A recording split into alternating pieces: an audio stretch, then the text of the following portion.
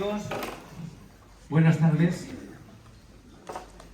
Los impulsores del manifiesto por un voto constitucionalista sin engaños, Teresa Freixas, Nicolás Redondo, Miriam Tey, Sergio Fidalgo y Joaquín Villanueva, nos han convocado hoy aquí para reflexionar sobre el capital cívico que tiene el voto de los ciudadanos en la cita electoral del 12 de mayo en Cataluña.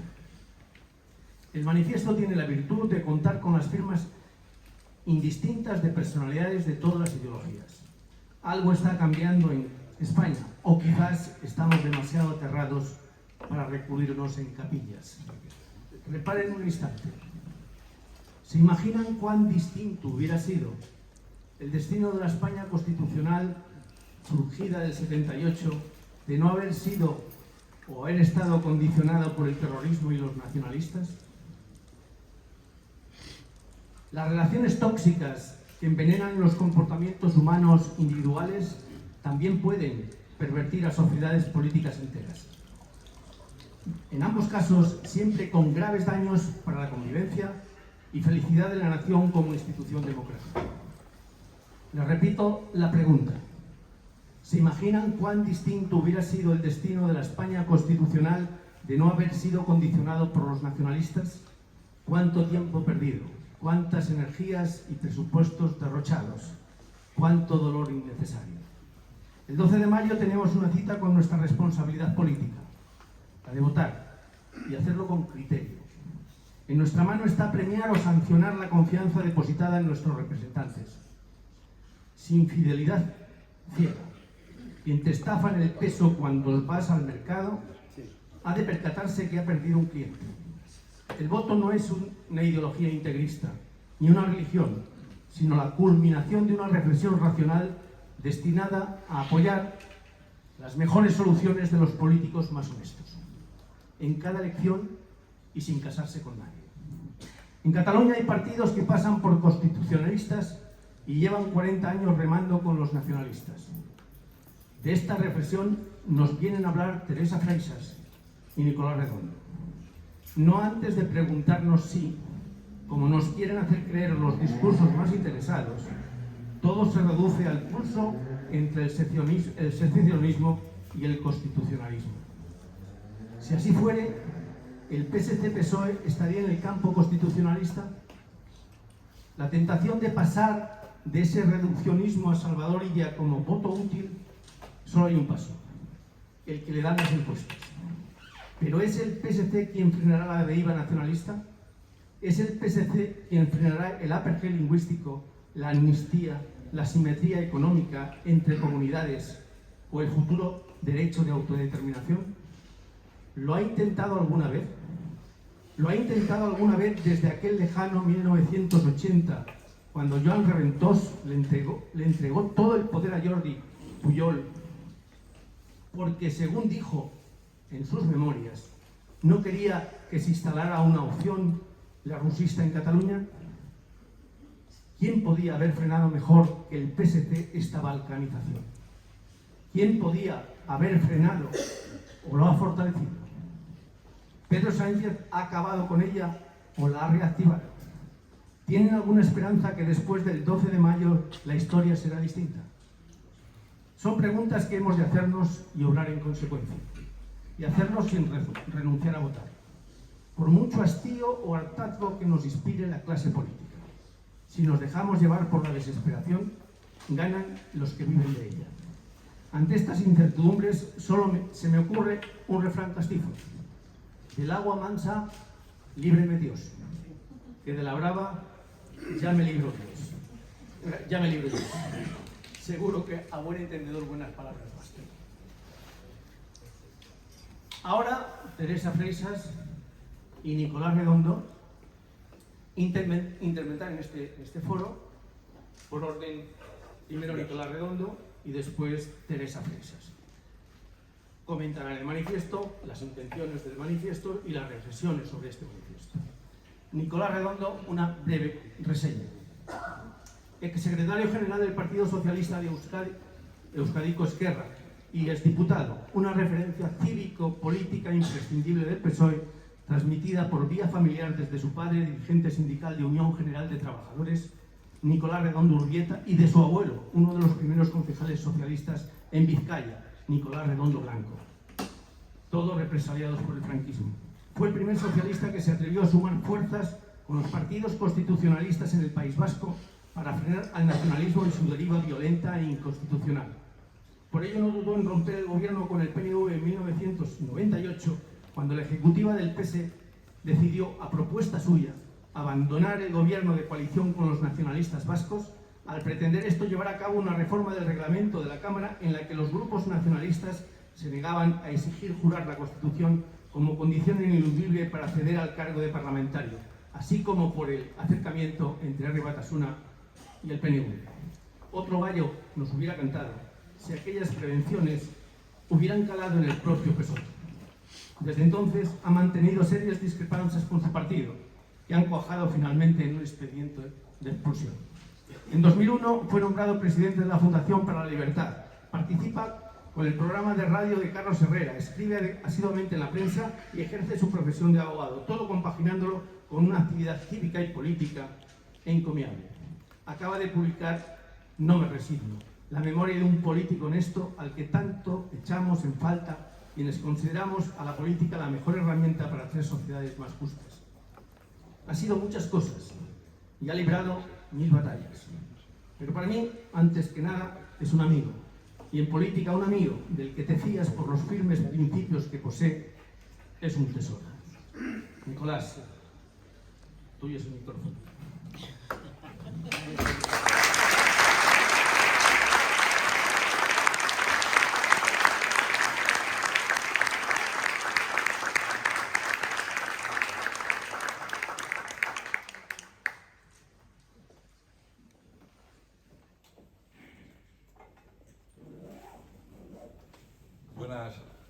Buenas tardes, y es cierto que ahora puedo decir buenas tardes, no como otros que dicen a las 9 de la mañana buenas tardes. Buenos días.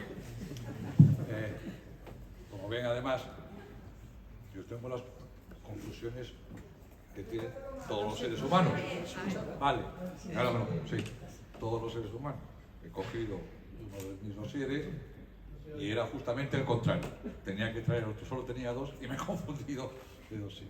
Les iba a contar la conferencia que hice el otro día en Portugal, y no se trata de eso, porque uno se hace sus propios discursos. Buenas tardes, buenas tardes.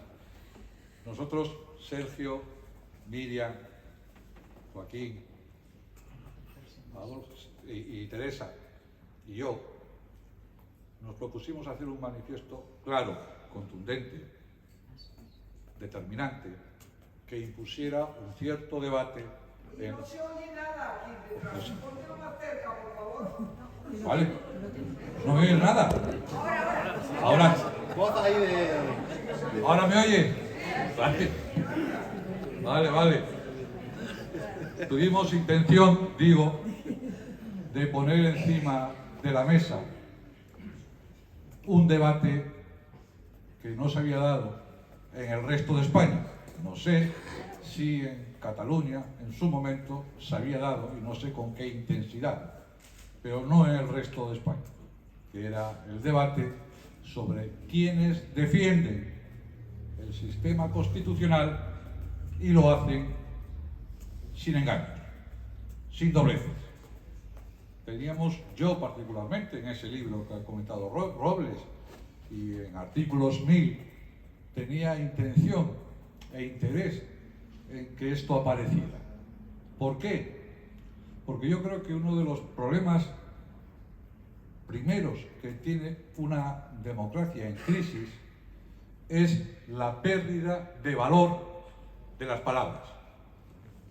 Lo primero que se ve en una crisis política, sin ninguna duda, es cómo las palabras pierden su valor, cómo lo firmado no tiene sentido, cómo se puede decir hoy una cosa y a la noche otra y mañana otra distinta a las 2 anteriores.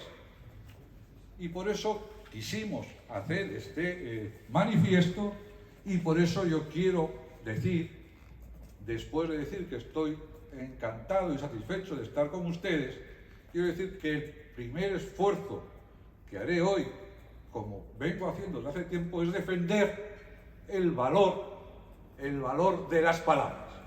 Las palabras tienen exactamente su valor y no tienen otro. No pueden servir para una cosa y la contraria, para una cosa y la opuesta. No, tienen su significación exacta, definida a través del uso y de los siglos.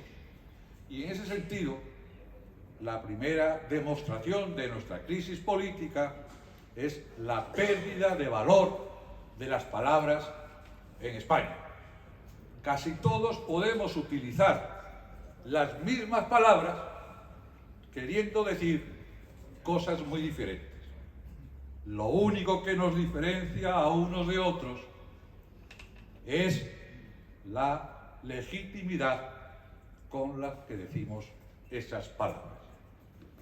Y yo, avalado por ya mi larga historia, diré lo que pienso, sabiendo que ustedes saben que lo que pienso y lo que digo es exactamente lo que pienso y lo que digo y lo que quiero decir exactamente, y con lo que me he comprometido toda mi vida política. Decía Moratín, nosotros, los españoles, nunca mencionamos a nuestros personajes de referente intelectual.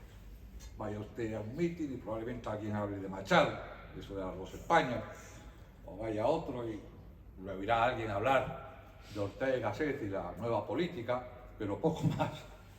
No se vuelvan locos porque no encontrarán a nadie o a pocos que hagan referencia a nuestro noble e ilustre pasado intelectual.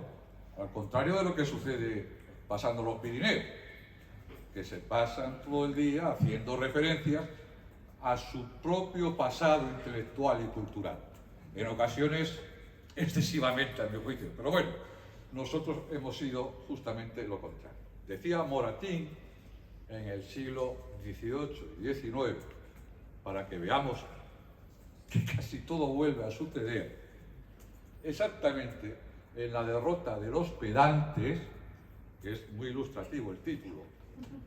De hoy en adelante, a todo crítico se le llamará envidioso. A toda prueba, calumnia. A toda censura, libelo. A todo raciocinio, insulto. Como hemos ido empeorando en contra de lo que debería pasar, ahora ya no hace falta hablar de calumnia, ni de envidiosos, ni de insultos. Simplemente nos pueden llamar fachas.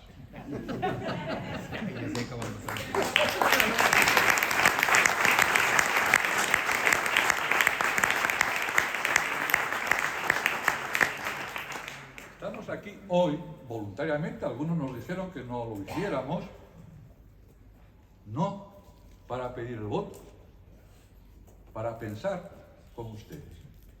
Yo estoy hoy aquí para pensar con ustedes lo que puede suceder. Y luego ustedes decidirán lo que tengan que decidir según su criterio, como bien decía Robles. Miren, están hablando de todo lo que no se debería hablar en una campaña electoral. Una campaña electoral tiene dos aspectos fundamentales. Uno, defender lo que uno ha hecho, y otro, comprometerse con lo que hará. No hay más, nada más. Unos lo harán bien, otros mal, unos recurrirán a la seguridad, otros a la ilusión, pero ese es el eje de las campañas electorales responsables, para que los ciudadanos decidan. Bien, aquí estamos hablando hasta de Milei, que ya tiene narices, que un personaje. Unos estarán a favor y otros en contra de Milei, pero nadie dudará que fino no es. Fino. Que no es Tellerán, que no es Fouché. No, este hombre es un poco más contundente. Bueno, pues este hombre, que es más contundente, pasa por Teherán y Fouché comparado con nuestro ministro Puente. O sea, que es algo sorprendente en nuestro país. Pero no se trata de esto. ¿Sí? ¿Por qué hablamos de ley? ¿Por qué hablan de la esposa del presidente, de las circunstancias anímicas del presidente del gobierno? ¿Saben por qué? Porque no se quiere hablar de lo fundamental. ¿Y lo fundamental qué es? En relación con el pasado, lo que se ha venido haciendo estos últimos años. Hoy de lo que se tenía que estar hablando en la campaña electoral catalana es de la amnistía, de si se está a favor o se está en contra. Hoy de lo que se debería estar hablando en la campaña catalana es de los indultos anteriores o de la aniquilación del tipo de sedición del Código Penal o de la banalización de la sedición. Hoy de lo que se debería estar hablando para todos los ciudadanos, para que decidan lo que tengan que decidir en Cataluña el próximo domingo y luego en las europeas, es si es lógico, razonable, normal, cotidiano, que un gobierno se constituya en un país extranjero. Es que pasan tantas cosas que no nos damos cuenta de los escándalos que estamos viviendo. Pero hoy tenemos constituido un gobierno porque el primer partido, el país, el segundo, mejor dicho, ha ido a negociar con una persona que si hoy pisara territorio español, debería ser retenido. ¿Alguien de verdad se imagina que eso pudiera suceder en Francia? ¿Alguien se imagina que eso pudiera suceder en Gran Bretaña, en Alemania, en Estados Unidos? Hasta en Argentina se puede pensar alguien que pudiera suceder algo de esto, que se ha constituido un gobierno de España yendo a negociar ese gobierno y firmando unos pactos en el extranjero, en Bélgica, en Waterloo. Eso es un escándalo mayor que cualquier otro que tiene las primeras páginas de los medios de comunicación hoy. ¿Se dan cuenta de la dimensión que supone que un gobierno se constituya pactando en el extranjero con una persona que si llegara a España sería detenido? ¿Se dan cuenta qué escándalo sería que cualquier otro país admitiera que se puede seguir negociando, en este caso en Ginebra, con un relator internacional, lo que va a suceder en España?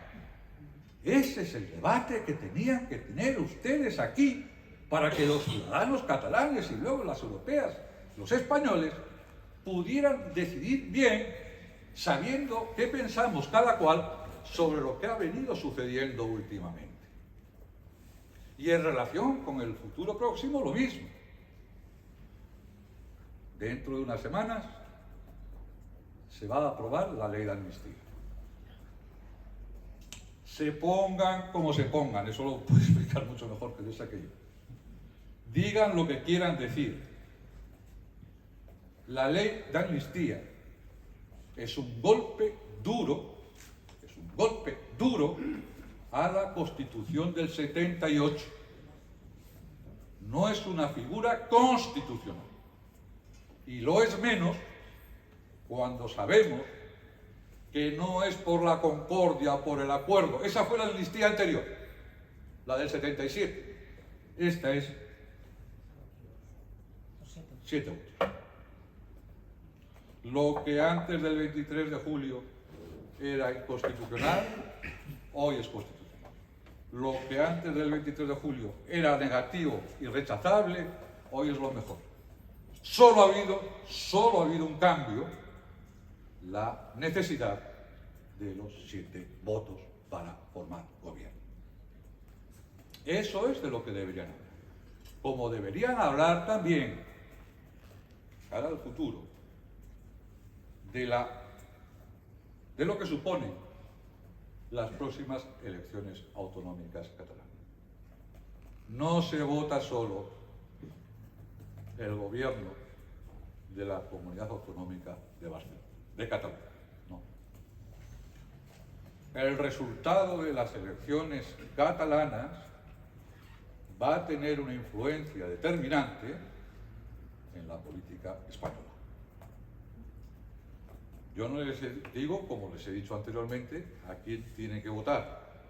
Lo que les digo es que el voto que depositen, sepan que no es para elegir solo el gobierno de la Generalitat, que tendrá influencia determinante,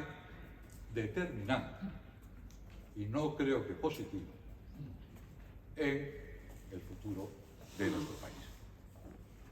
Y yo estoy aquí con ustedes, además de estar contento, satisfecho y feliz por estar justamente con ustedes y no con otros,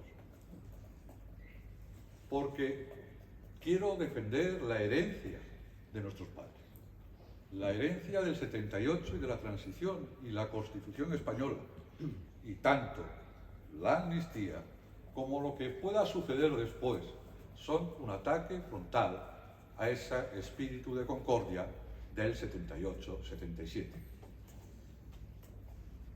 Según lo que ustedes decidan libremente, estaremos más o menos cerca, a ver a quién le cabe duda, de la autodeterminación. No les quepa ninguna duda. Hoy no habla nadie de ello en la campaña electoral. Están hablando de otras cosas. Pero según cómo salgan los resultados y según lo que suceda próximamente en España, la posibilidad de un referéndum en Cataluña es más o menos grande, es más o menos sólida, sin duda. Por lo tanto, el voto no es solo el voto del Parlamento, al Parlamento catalán o a la Generalitat, es algo más trascendente. Yo les decía a ustedes que estoy aquí con ustedes contento porque soy un socialista, con otra gente que no lo es, moderado, razonable, reformista e institucional, que es lo que fueron mis antepasados cuando colaboraron con la Unión de Centro Democrático y otros partidos para dar el salto de la transición española. Ese fue el gran compromiso histórico, de esos me siento heredero y a esos quiero representar. Aquellos que se superaron las siglas, aquellos que superaron las tribus, aquellos que vieron al enemigo solo como un adversario. Eso es lo que yo vengo a defender.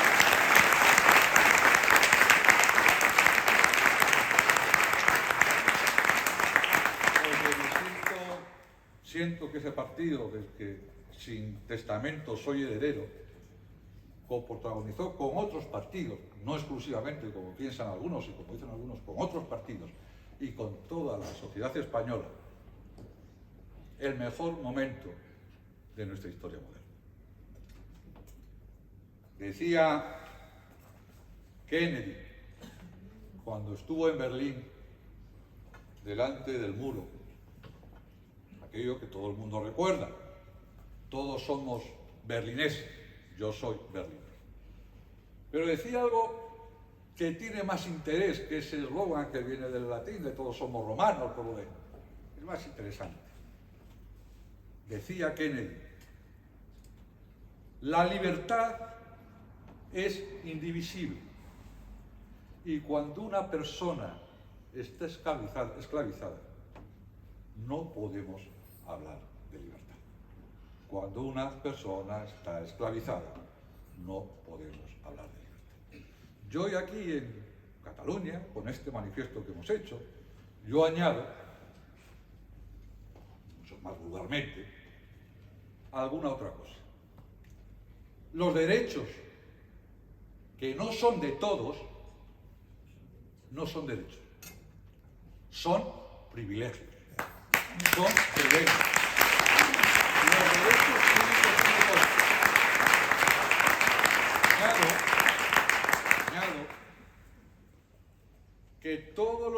derechos identitarios juntos, todos juntos, los que se quieran imaginar ustedes, no pueden ofender mínimamente el derecho individual de una persona a enseñar a sus hijos en el idioma que considere, a poder acceder al trabajo según las circunstancias que marque para todos la Constitución y las leyes.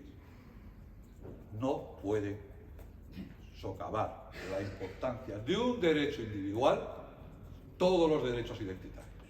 Yo estoy aquí por eso, porque soy un demócrata al que le repugna todo lo identitario que se lleva a los límites del fanatismo. Yo estoy aquí por eso, porque soy una persona moderada, que no me levanto por las mañanas pensando que tengo que tomar el Palacio de Invierno, o no me levanto por las mañanas pensando que tengo que montar en Babieca, porque los países prosperan cuando sus políticas son moderadas. Los países prosperan alejados de los extremismos. Los países prosperan alejados de las identidades fanatizadas. Por eso, porque yo defiendo todas estas cuestiones, hoy estoy aquí y antes hicimos este manifiesto del que estamos muy orgullosos, tanto por el resultado como por las firmas de muchas personas que nos han sorprendido adhiriéndose a él. Miren, Cataluña, porque estamos en Cataluña, nunca ha sido, me está diciendo que no me oye, pero estoy gritando, a ver si solo no me oye usted. Voy a gritar más. Cataluña ha sido solo sujeto protagonista de la historia a través de España. Nunca ha sido otra cosa, como no lo hemos sido los vascos, y como no lo han sido los andaluces, y como no lo han sido los aragoneses, los de Castilla y León. Hemos sido, como diría Américo Castro, protagonistas de la historia con y a través de España. No había otra forma.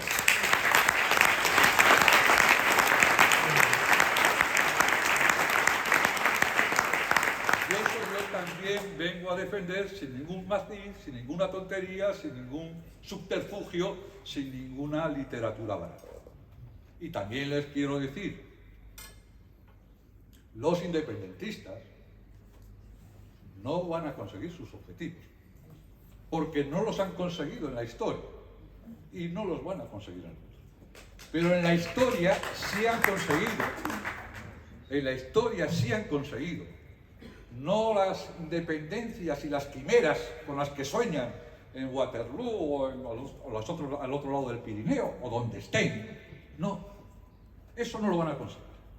Pero ya en otras ocasiones en nuestra historia reciente han conseguido que nuestras esperanzas de progreso, de libertad pacífica, de igualdad entre los españoles, se frustraran. Ya lo han conseguido en otras ocasiones. No han conseguido la independencia, pero sí han conseguido que todas nuestras ilusiones en vivir fraternalmente desaparecieran. En el siglo XX, por lo menos en 2 ocasiones. Y yo no quiero que se vuelva a repetir. Por eso les pido a ustedes una especie de compromiso. No sabemos lo que va a pasar el domingo.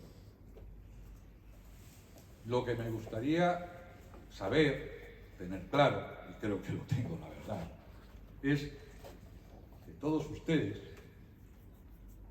yo también, sigamos trabajando por eso tan humilde que es la libertad individual y la igualdad entre españoles.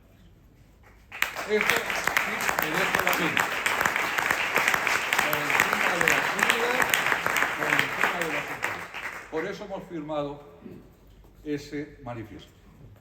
Vean ustedes el manifiesto, léanlo y mediten quiénes son sólidamente constitucionalistas, quiénes son dudosos, quiénes son mal menor, quiénes no lo son, y decidan, que seguro que deciden bien. Muchas gracias.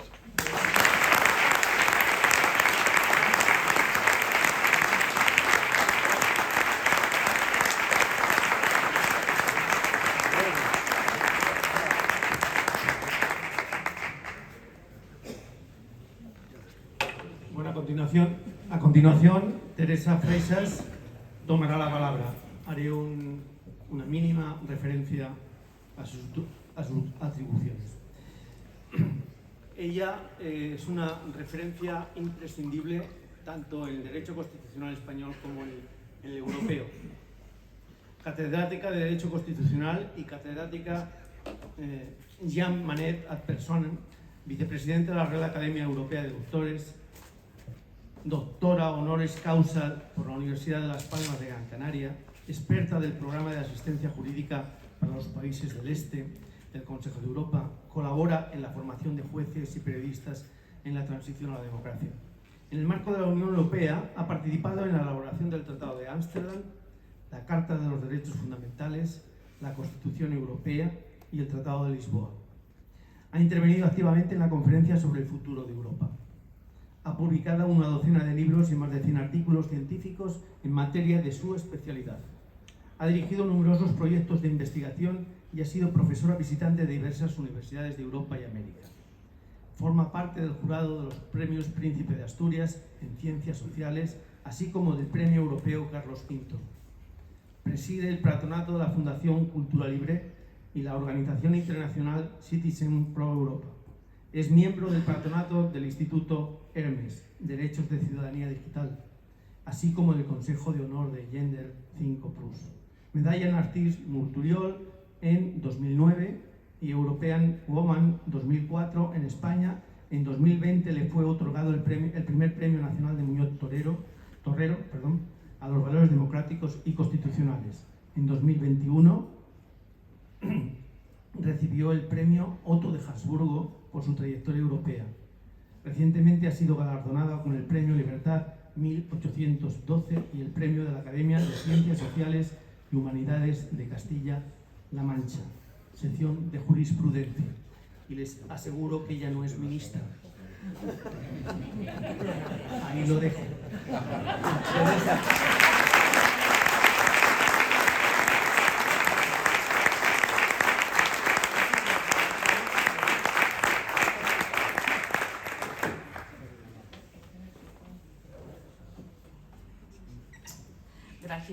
Gracias por la presentación. Gracias por decir que no soy jurista. El otro día me lo dijo un señor en una comisión del Senado, me dijo que yo no era jurista. Con lo cual, bueno, en fin, me quedo con el que no soy jurista de Antonio, ¿eh? Ah, yo lo he entendido jurista.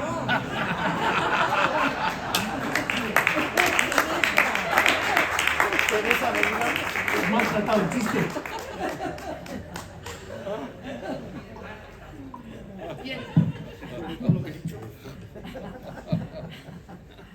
Vamos a ver, ¿por qué estamos aquí? Pues es que la democracia no consiste únicamente en depositar un voto en la urna cada 4 años. La democracia es mucho más. Claro, es una democracia representativa y tiene que serlo, porque es la democracia liberal que nos hemos dotado los países que hoy en día podemos considerar como, digamos, más avanzados y como aquellos puestos en la modernidad. Pero es que resulta que para que esa democracia representativa funcione tiene que ir acompañada por la democracia participativa. Así también se refleja en los tratados de la Unión Europea. Democracia representativa como eje vertebrador del funcionamiento político, acompañada por la ciudadanía a través de la democracia participativa. Y desde ese punto de vista, yo siempre recuerdo las enseñanzas de Norberto Bobbio, cuando nos decía que ser ciudadano pues era algo que implicaba que se tuviera que ser un ciudadano informado, un ciudadano consciente, un ciudadano animado a participar, y que eso era súper importante, era lo más que se podía ser. ¿Por qué? Pues porque el ciudadano, con su voto, libre, informado y consciente, es el que conforma las instituciones que después nos tienen que regir a todos. Ese es el espíritu que nos ha llevado a preparar este manifiesto, esta aportación ciudadana de personas que lo han suscrito desde muchísimos lugares. Yo quiero agradecer a todos los que lo hayan suscrito su toma de posición, porque es muy importante. A esos miles de personas que te van diciendo hay que dar una respuesta a estos problemas que ahora tenemos y dar una respuesta adecuada. Y la verdad, darse cuenta de que hay tantos que están detrás de intentar encontrar soluciones lógicas, democráticas y plausibles, pues es reconfortante. Es reconfortante porque la lucha que se está llevando por parte de muchísimas personas aquí en Cataluña y también fuera de Cataluña, para que en Cataluña no pasen las cosas que pasan. Y quiero agradecer especialmente a los que están fuera de Cataluña, que no nos dejen solos, que de alguna manera nos ayuden y nos apoyen, porque en el fondo, como bien decía Nicolás, lo que se va a decidir el día 12 nos compete, pero no únicamente a nosotros. Eso va a tener una repercusión en prácticamente todo el resto de España, porque la política española en estos momentos está casi cautiva de determinadas posiciones políticas que han tenido su origen aquí en Cataluña. A lo largo de estos últimos años ha habido una apropiación de las instituciones que nos ha excluido a muchos ciudadanos. Esto ha sucedido aquí, lo decíamos, con el procés, pero es que ahora hemos visto que el procés se ha trasladado al resto de España. Y claro, ese secuestro de las instituciones, que no ha sido inocente, sino que ha venido taimadamente preparado desde hace muchísimo tiempo. Recordemos el Manifiesto 2000, recordemos cuándo se presenta y cuándo se intenta y cuándo se configura y se es consciente y se articula todo un programa, toda una hoja de ruta para, de alguna manera, se decía entonces, catalanizar Cataluña. Me preguntarán ustedes qué es eso de catalanizar Cataluña, ¿no? Bueno, pues catalanizar Cataluña ha significado apropiarse de todas las instituciones, no únicamente las públicas, sino incluso también las privadas. Apropiarse de la calle, apropiarse de la escuela, apropiarse de la administración, del comercio, incluso del ocio, de todo. ¿Por qué? Porque había que vivirlo en catalán. Ahora encontramos pancartas que dicen esto: necesitamos vivir en catalán. En fin, no sé, eso a mí me provoca un poquito de problema. ¿Qué significa vivir en catalán? Si alguien tiene que pensar en que tiene que vivir en un idioma determinado, dices, bueno, pues com diem nosaltres que s'ho facin mirar.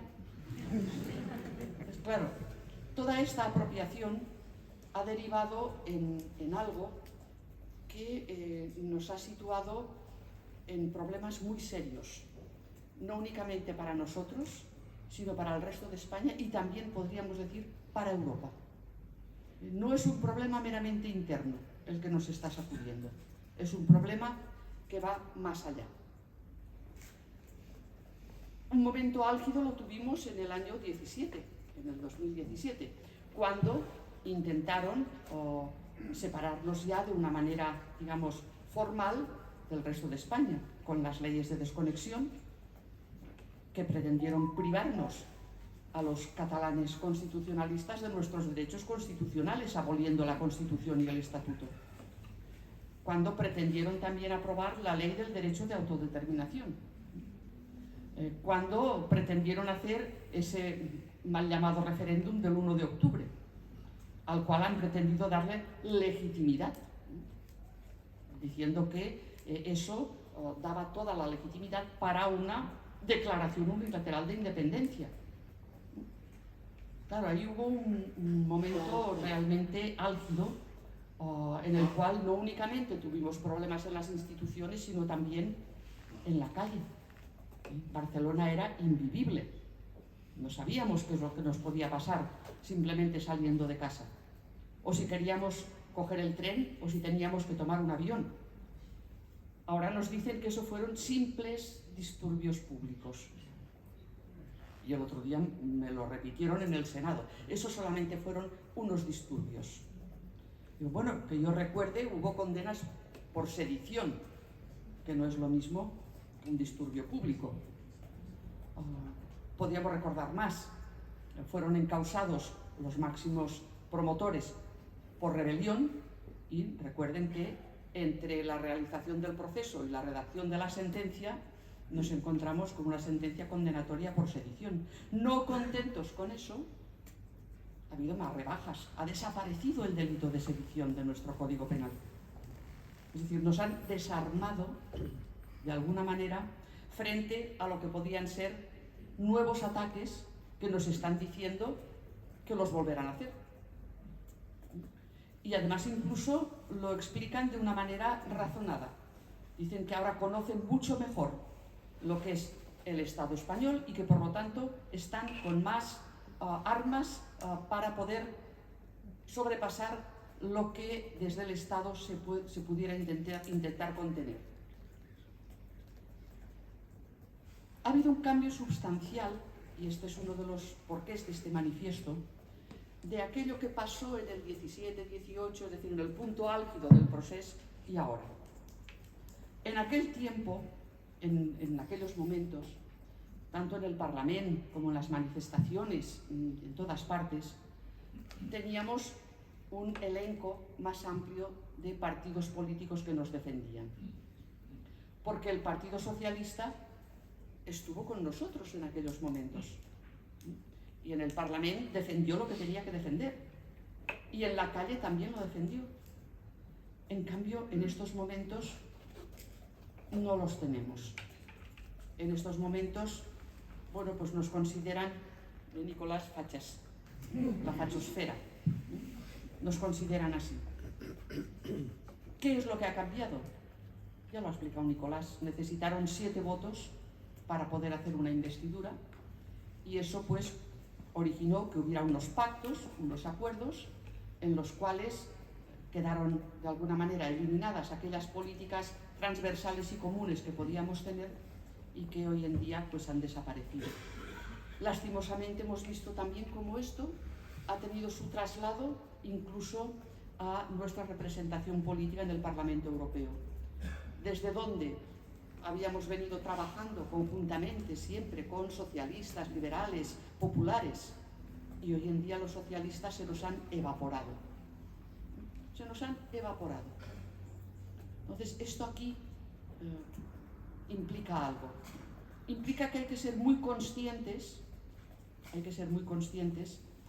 de este cambio en la política de un partido con el cual habíamos hecho la transición, hecho la Constitución, el primer desarrollo constitucional. Podíamos estar de acuerdo o no con él en determinadas cosas, pero era uno de los ejes de nuestro sistema constitucional y hoy en día no lo es. Hoy en día se ha, entre comillas, decimos a veces, podemizado. No sabemos quién es más podemita ya, así los originarios o la fotocopia. Porque se hace difícil a veces averiguar hasta qué punto es una política de conveniencia o realmente es una política sentida. Se hace difícil. Por eso, en el manifiesto, lo que decimos es que queremos un voto constitucionalista sin engaño. Que no nos mientan, como hicieron con las elecciones generales pasadas, en las cuales el candidato que hoy es el candidato del Partido Socialista aquí en Cataluña a ser presidente de la Generalitat, nos repitió hasta la saciedad, y eso lo tenemos grabado, fotografiado, publicado 1000 veces, no a la amnistía y no a la autodeterminación. El no a la amnistía se ha transformado en un sí a la amnistía como elemento de conciliación en Cataluña. Bueno, es que es muy difícil asimilar este cambio, ¿eh? Entonces, yo tendría graves problemas psicológicos si tuviera que hacerlo. Sería una cosa tremenda, porque una de dos, o sí a la amnistía antes, o no a la amnistía ahora. Pero que por la formación de un gobierno que ya estamos viendo las dificultades que tiene para gobernar, para legislar y para todo, un gobierno que no se sostiene como tal gobierno, hayamos tenido que tragar con que la amnistía va a ser un instrumento de pacificación en Cataluña, pues el cambio es sustancialmente grave. Y es sustancialmente grave porque no se trata de cualquier cosa. No es una política concreta, pequeña, que no tenga importancia. Eso significa un torpedo en la línea de flotación del paquebote constitucional y del paquebote europeo. Es un torpedo, un verdadero torpedo. Y es un verdadero torpedo porque, primero, se me hace difícil poder admitir que la Constitución acoge, sin ningún tipo de problema, una ley de amnistía, cuando en la Constituyente directamente se decidió que no se la iba a incluir, y se decidió por un motivo concreto, porque en paralelo se estaba aprobando la ley de amnistía del año 77, que esa sí que fue una ley, digamos, de reconciliación. Y esa ley nos ayudó a hacer el tránsito de la dictadura a la democracia.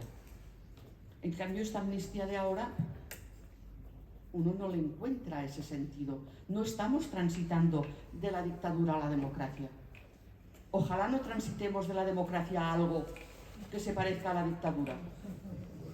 Porque, tal como están las cosas, a veces da la impresión de que podamos avanzar hacia una deconstrucción de nuestro sistema constitucional que se parezca más a un sistema autocrático y que se parezca más a un sistema iliberal que no lo que es propio de las democracias de nuestro entorno. Entonces, se me hace muy difícil poder admitir que la amnistía entra sin problemas dentro de la Constitución. Pero es que además de eso, cuando uno se pone a ver su contenido, resulta que en el fondo se trata de una autoamnistía, porque interviene en su redacción y en su composición, e incluso en su condicionamiento de la política, buena parte de los que van a ser amnistiados. Con lo cual, no se trata de una amnistía, eso es otra cosa. Y una autoamnistía es algo que no encaja en el concepto institucional de la amnistía. ¿Cómo puede darse por bueno que quienes quieran ser amnistiados sean los que redacten la ley? Bueno, eso, en fin, en el fondo es casi un chantaje, no es otra cosa.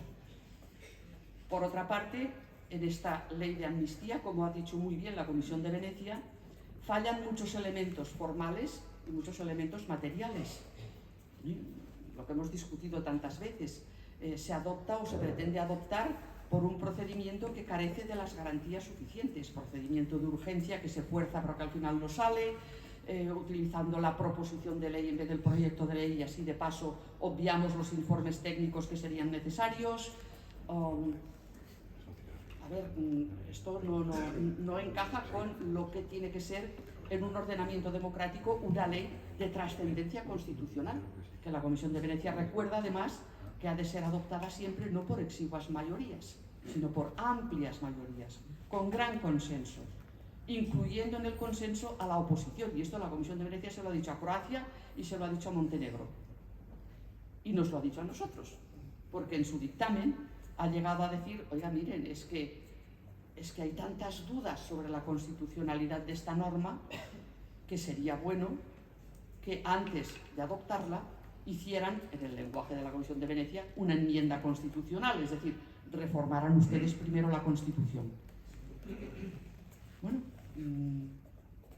y si entramos en el contenido, que no lo voy a hacer porque si no me extiendo demasiado por ahí, podríamos llegar a conclusiones también parecidas que nos llevan a determinar que aquello que se denominan por parte de la Comisión Europea los los criterios de verificación del Estado de Derecho, porque la Comisión Europea cada año realiza un informe sobre el Estado de Derecho en los Estados miembros y en la propia Unión Europea, pues sigue unos criterios de verificación que están publicados, se adoptaron en el año 16 y luego se ratificaron en el 17. Y bueno, es que se nos caen los palos del sombrajo, porque resulta que muchos de estos criterios de verificación hoy en día están puestos en entredicho. El primero de todos, el de la primacía de la Constitución y de la ley. Estamos hartos de oír que la ley no puede constreñir a la democracia, que la democracia está por encima de la ley. Esto no es así.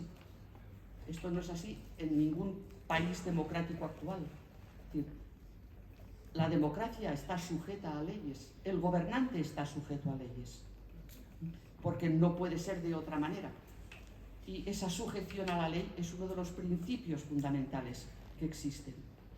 Al mismo tiempo también, para la verificación de estos indicadores, se examina qué sucede con el Poder Judicial. ¿Qué sucede con el Poder Judicial en España? ¿Cómo puede entenderse que estén tan preocupados los jueces, las asociaciones judiciales y los órganos del Poder Judicial por las presiones a las que algunos pretenden someterlos? Seguramente no conocen lo que es el Poder Judicial. Digo que seguramente no conocen lo que es el Poder Judicial porque la inmensa mayoría de los jueces se creen lo que son. Y son los aplicadores de la ley. Y no puede ser que nos digan que hay que desjudicializar para devolver a la política lo que no debió de salir de ella. Cada vez que se cometen delitos, los jueces actúan y actuarán, porque es su función dentro de un Estado de Derecho. Incluso en aquellas épocas, y si hacemos un poco de historia constitucional y vemos qué es lo que ha pasado en otros lugares, por ejemplo, en Estados Unidos hubo un periodo que se le llamó el periodo de gobierno de los jueces, porque el Tribunal Supremo dictó sentencias muy importantes de profundo calado que incidieron en las instituciones políticas básicas del país. Y cuando uno estudia ese periodo y ve qué es lo que sucedió, se da cuenta de que efectivamente los jueces intervinieron mucho, pero que intervinieron tanto más cuanto más inútiles fueron los políticos. Con lo cual se cumplió aquel principio básico del Estado de Derecho, que es la sujeción del gobernante a la ley. Cuando en Estados Unidos Kennedy llamó a que la milicia interviniera para garantizar la no discriminación racial, la milicia intervino. ¿Por qué? Pues porque eso es básico en un Estado de Derecho. Es decir, los derechos han de salvaguardar, los gobernantes tienen que salvaguardar esos derechos y en el caso de que fallen tenemos el recurso siempre, afortunadamente, al Poder Judicial. Yo siempre digo que menos mal que en la época más álgida del proceso tuvimos, aparte de a la sociedad movilizada como podía, tuvimos a los jueces y tuvimos al rey. Porque sin los jueces dictando sus sentencias, el Tribunal Constitucional entonces todavía no estaba colonizado, y si el rey el día 3 de octubre no llega a hacer el discurso que hizo, difícilmente nos hubiéramos podido rearmar para hacer frente a todo aquello que nos estaba en aquellos momentos atenazando. Claro, todo esto pues nos lleva a plantearnos que cuando votemos no nos fiemos solo de las palabras. Hay un dicho que, aunque es bíblico, a mí me gusta recordarlo, y es que por sus hechos los conoceréis. Fijémonos en lo que se ha hecho. ¿Quién ha hecho qué? Es decir, ¿quién ha hecho qué? Y por lo tanto, cuando votemos, tengamos en cuenta de que si queremos un voto constitucionalista que nos ayude a salir de este marasmo, de esta decadencia en la que estamos sujetos, pues que pensemos que si votamos al partido que estuvo con nosotros pero nos abandonó, y me refiero al PSC, pues este voto va a ser un regalo a los partidos secesionistas para que luego ellos hagan lo que quieran.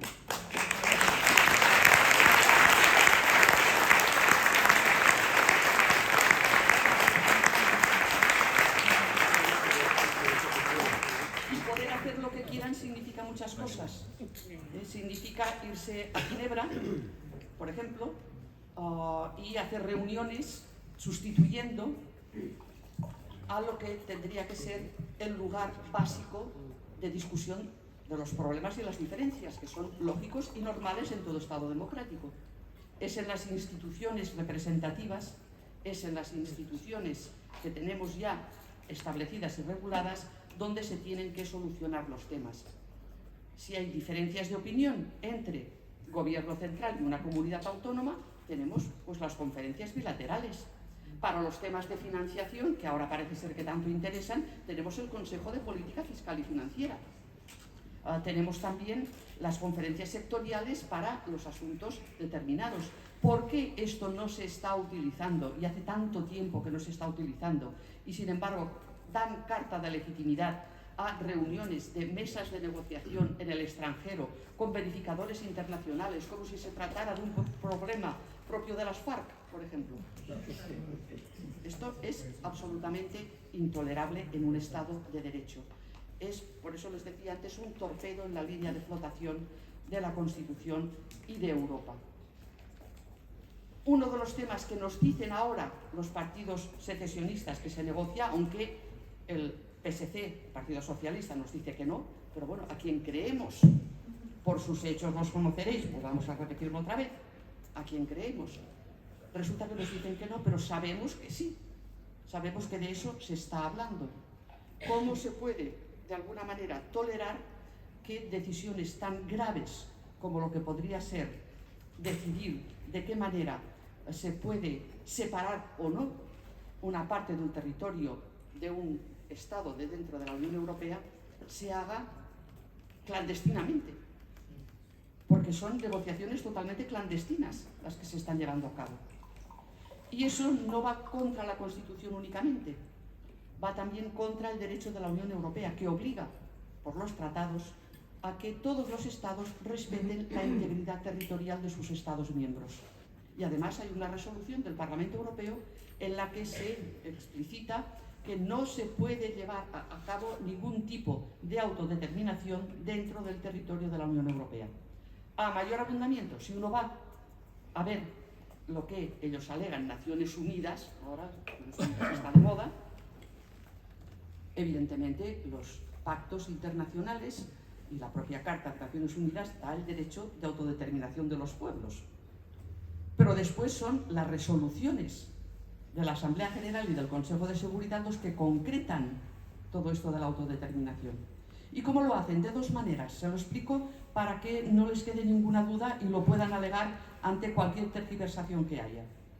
El derecho de autodeterminación es para los pueblos coloniales, para aquellos que hayan sido colonia, que estén sujetos a una metrópoli.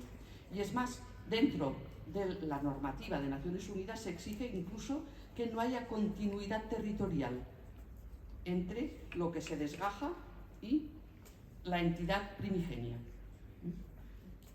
Pensar que Cataluña podamos ser una colonia, bueno, es que es prácticamente un insulto que nos están haciendo. Y después hay otra modalidad que es la del derecho de secesión, que está pensado para comunidades sojuzgadas, es decir, para cuando dentro de un Estado hay un grupo poblacional al cual se le niegan los derechos, que no tiene representación en las instituciones, que no tiene mecanismos de defensa de sus derechos fundamentales. Pueblo sojuzgado se le llama. Los catalanes, pueblo sojuzgado, yo podría decir que sí, pero no por España, sino por nuestro propio gobierno de la Generalitat.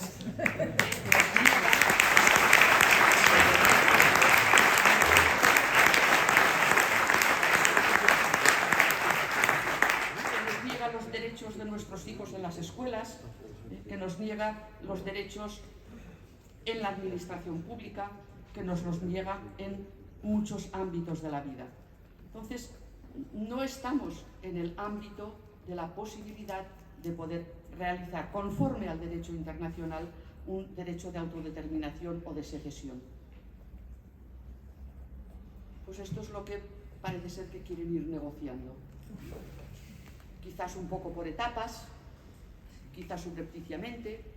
A lo mejor, como ha dicho antes Nicolás, nos quieren engañar con las palabras y nos dicen que no es un referéndum, sino que será una consulta.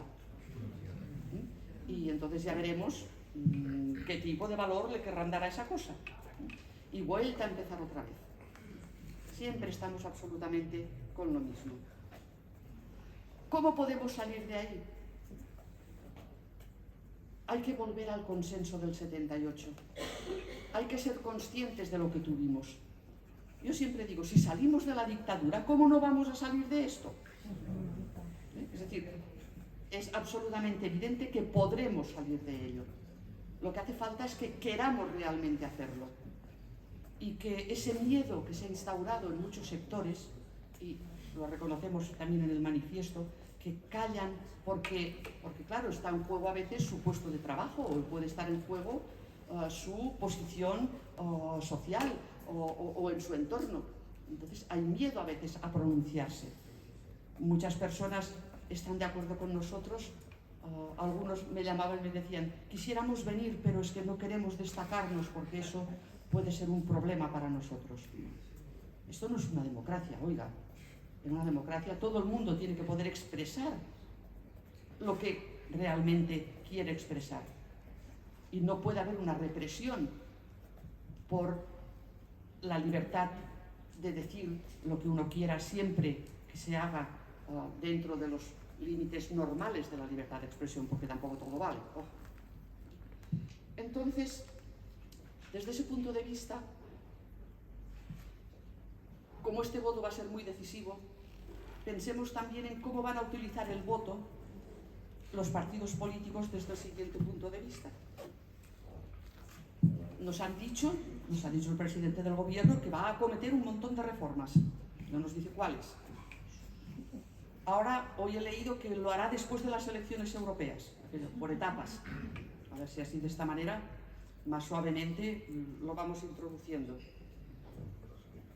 Nos están confundiendo a veces con interpretación y reforma de la Constitución, que son dos cosas diferentes. Claro que hay que reformar cosas, ¿cómo no? Pero una cosa es reformar una Constitución y otra cosa es dinamitarla.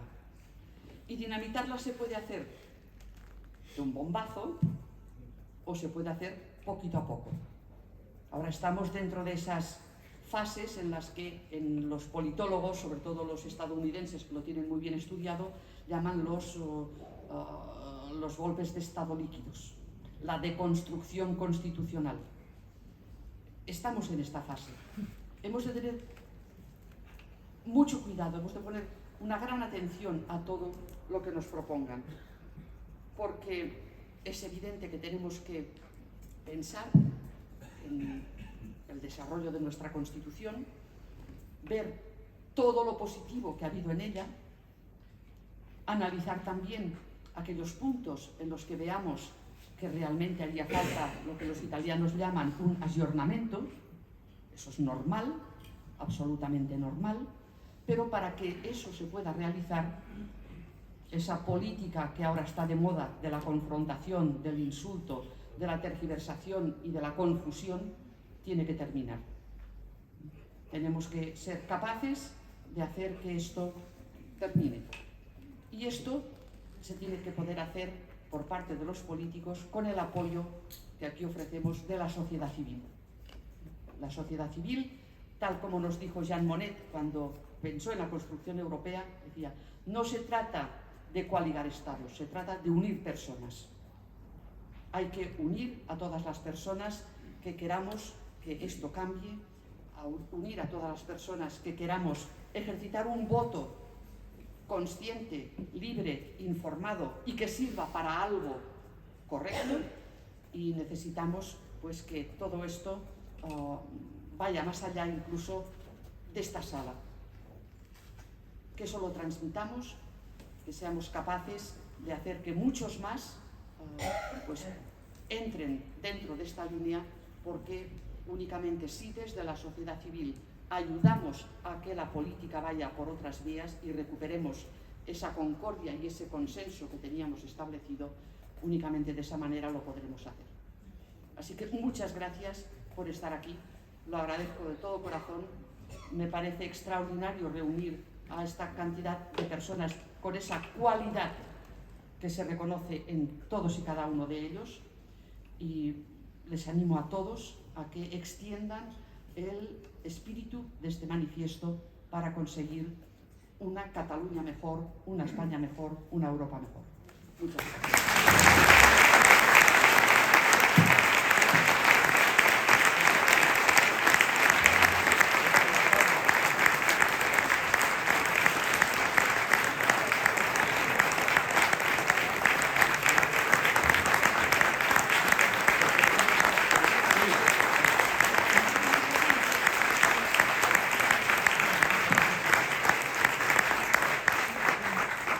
Bueno, gracias a los ponentes, gracias a todos los que os habéis desplazado hasta aquí. Cerramos el acto ya, porque ya es muy tarde, y esperemos que el manifiesto siga corriendo, se siga firmando y lleguemos a influir en más gente para que estas ideas se puedan propagar y tener sentido en la sociedad en que vivimos. Gracias. Muy bien.